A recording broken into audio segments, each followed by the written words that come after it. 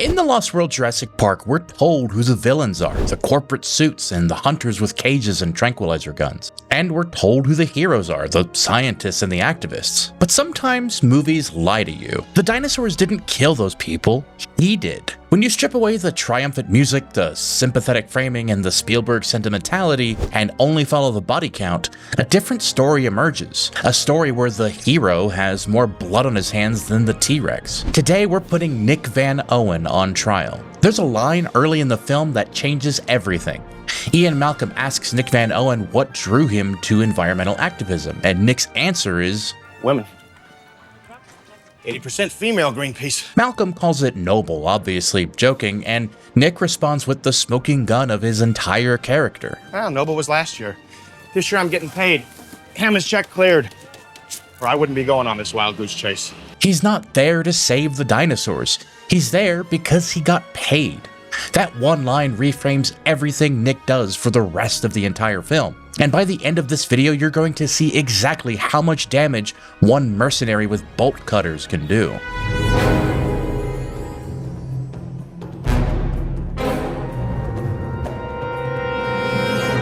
The movie introduces Nick Van Owen as a video documentarian, a photographer, but his resume tells a completely different story. When Malcolm asks about his background, Nick lists his deployments. Yeah, wildlife, combat, you name it. When I was with Nightline, I was in Rwanda, Chechnya, all over Bosnia. In the mid-90s, those weren't vacation spots. Rwanda was genocide, Chechnya was urban warfare, and Bosnia was ethnic cleansing. Camera crews in those places operated like combat units. You learned to navigate chaos, got desensitized to violence, and treated every situation like a war zone. Nature photographers don't have dossiers like this, but mercenaries do, and Hammond knew it. When the InGen helicopters appear, the hunters arriving to capture dinosaurs, Malcolm and Sarah are stunned. They didn't expect this, but Nick isn't surprised at all. I think I should tell you guys. Hammond told me these people might show up. In case they weren't, he did send a backup plan. Sarah asks what the backup plan is, and Nick's answer is me.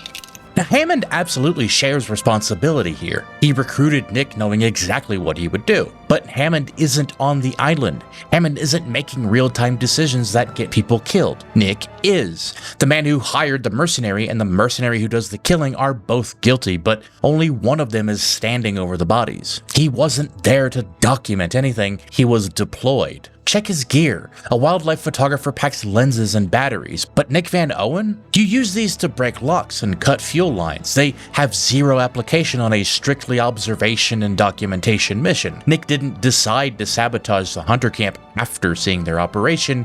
He came prepared to destroy it before he even left the mainland. The backup plan was always violence. And when Roland Tembo, the professional hunter, finally meets Nick face to face, he recognizes him immediately. I know you. You're that Earth First bastard, huh? Earth First is a radical environmental group known for direct action and equipment sabotage, what they call monkey wrenching. Roland's not wrong about anything else in this film. He reads every situation correctly. He predicts the Rex attack. He warns about the long grass. And when Roland Tembo identifies you as a professional wrecker, that's not slander, it's reconnaissance. Nick's reputation preceded him. Hammond didn't hire a cameraman, he hired a professional wrecker with a history of exactly this kind of work. So what did this saboteur actually accomplish?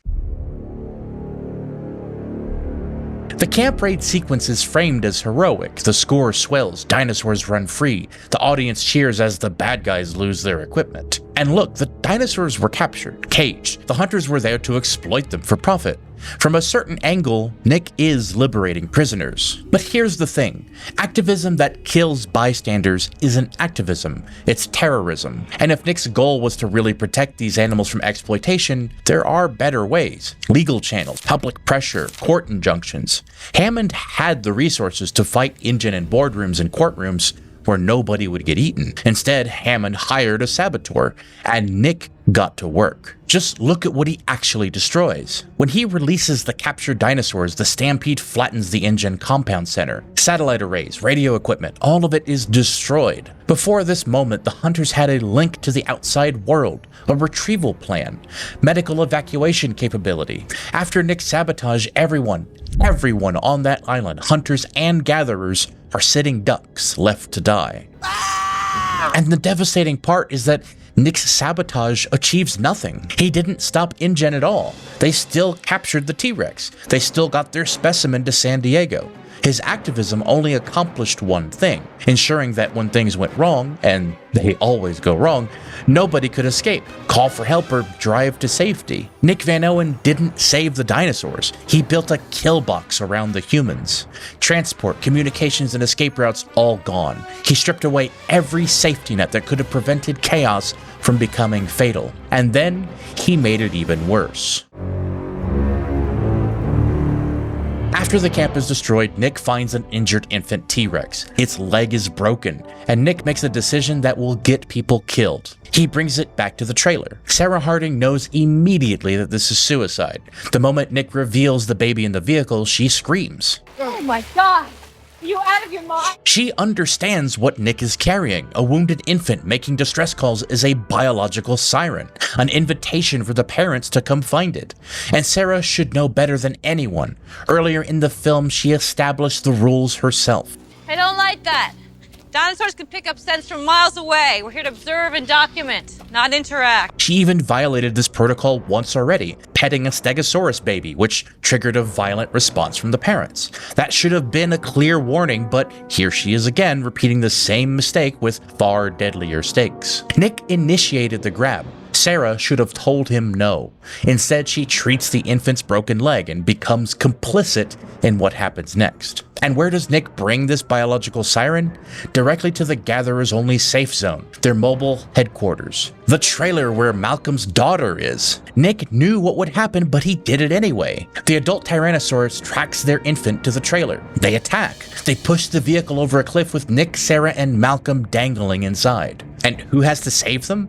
Eddie Carr, the tech guy, the one person on the team who didn't ask for any of this. Eddie descends from safety. He hooks the SUV to the trailer, and he starts winching it back up, which means he can't move. He's anchored and stationary, a sitting target. And the T-Rexes return. They rip the roof right off Eddie's vehicle and pull him from the driver's seat and tear him in half. Eddie Carr didn't die because of nature being nature.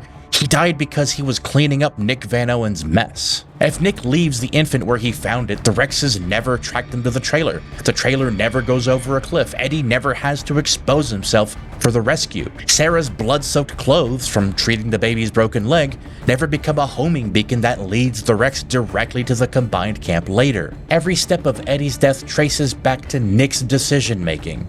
Nick never mentions Eddie again. There's no guilt or mourning. He moves on to the next objective with the detachment of a soldier who views casualties as acceptable loss. But the body count isn't finished, not even close. This is where it all comes together. The smoking gun, literally. Roland Tembo carries a custom rifle, a double-barreled elephant gun loaded with massive shells. He's the only person on the island with the firepower to stop a full-grown tyrannosaur. Throughout the trek to the communication center, Roland is the group's primary protector. During a rest stop, Nick does something the movie almost hides from you. He steals Roland's ammunition. We see Roland's gun left unattended near Nick. We don't see the theft directly, but we do see the aftermath. When Roland discovers his gun is empty while trying to save the camp from the T-Rex, he has one word.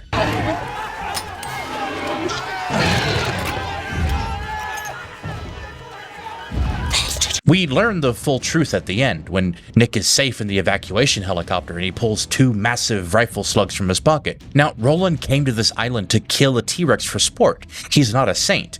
His motivations are selfish, but here's what separates Roland from Nick.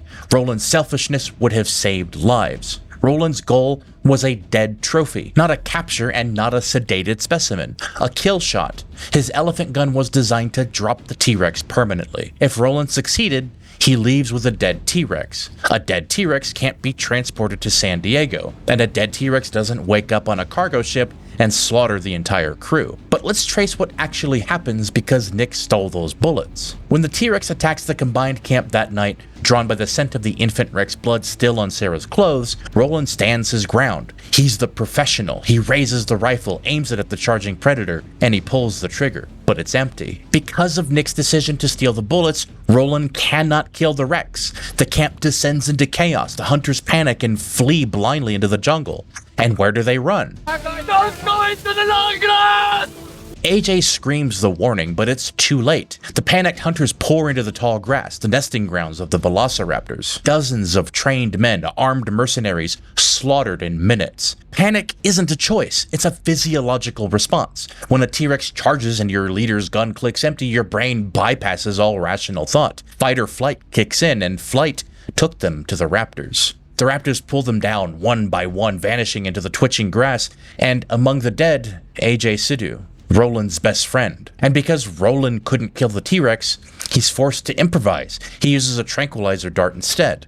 Heavy sedatives, enough to drop the animal, but not enough to kill it. A dead T-Rex can't hurt anyone, but a tranquilized T-Rex can. Peter Ludlow sees the sedated animal and makes his decision. Bring it to San Diego. This was opportunistic. Ludlow only had a live specimen because Roland's kill shot failed. The Rex is loaded into the SS Venture, and during the voyage, the tranquilizers wear off. The animal wakes up, and the crew dies. The ship crashes into the San Diego harbor with a live Tyrannosaur in the cargo hold. The specific circumstances that put a live Rex on that ship required Nick's bullet theft, Roland failing to kill it, Roland using his tranquilizers instead, and Ludlow seizing the opportunity. If Roland's gun is loaded, he kills the Rex on the island. No live specimen, no transport, and no San Diego incident. Nick's activism didn't just fail to save the dinosaurs, but it created the conditions that exported one to a major American city.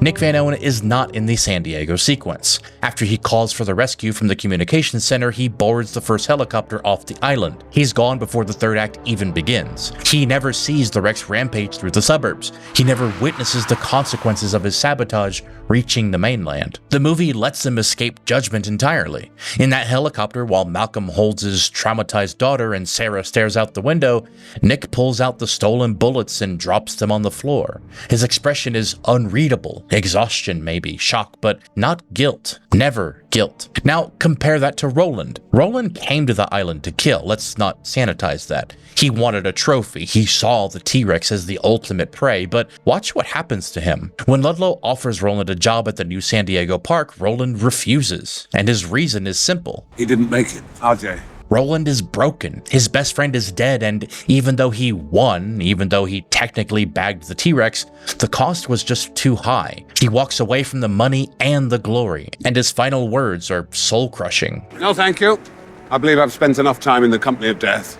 That's the contrast. Roland came as a hunter and left as a mourner. He entered the story morally compromised and exited morally transformed. He recognized the weight of what happened, took responsibility, and then left. Nick flies away in silence. No reckoning, no transformation, just a man who did what he was paid to do. So, the body count. Eddie Carr, dead because Nick lured the Rexes into the trailer with the infant. AJ, Carter, Burke, all dead in the raptor massacre that happened because the camp panicked when Roland's gun clicked empty. Now, the crew of the SS Venture, the civilians in San Diego, these deaths sit in a grayer territory. Nick didn't pull the trigger on the mainland, but he did load the gun. He ensured a live Rex existed to transport. Whether or not you blame him for what happened in San Diego depends on how far you follow the chain. But what's harder to argue is that Hammond, the man who hired a mercenary instead of a lawyer, shares that weight. Hammond had the resources to fight InGen in courtrooms. A court injunction doesn't get people killed, but a saboteur does. Had Hammond gone through the legal channels, arguably none of this would have happened in the first place. Now some might say, but then the movie wouldn't have happened, and that's true. And I love The Lost World, flaws and all, but loving something doesn't mean you can't see its blind spots, and letting Nick Van Owen escape judgment is definitely one of them. The film presents Peter Ludlow as the villain, greedy corporate guy. He deserved what he got, but Ludlow's plan, if it had worked, would have resulted in a contained zoo. Ethically questionable, sure, but controlled. Nick's heroism resulted in a massacre. A mercenary disguised as an activist. He sabotaged the camp to start the conflict, brought the baby Rex to escalate it, stole Roland's bullets to remove the only solution, and then vanished before the consequences ever arrived. Nick Van Owen is the most dangerous entity on Isla Sorna. More destructive than the velociraptors, more lethal than the T-Rex. He killed while believing he was righteous, destroyed lives while convinced of his own virtue. The movie told us he was a hero. The bodies tell a different story. Nick Van Owen's heroism is a lie, and most of us never noticed. But what do you think? Did Nick cross the line from activist to something darker? Do you think the movie lets him off too easy? Drop your take in the comments.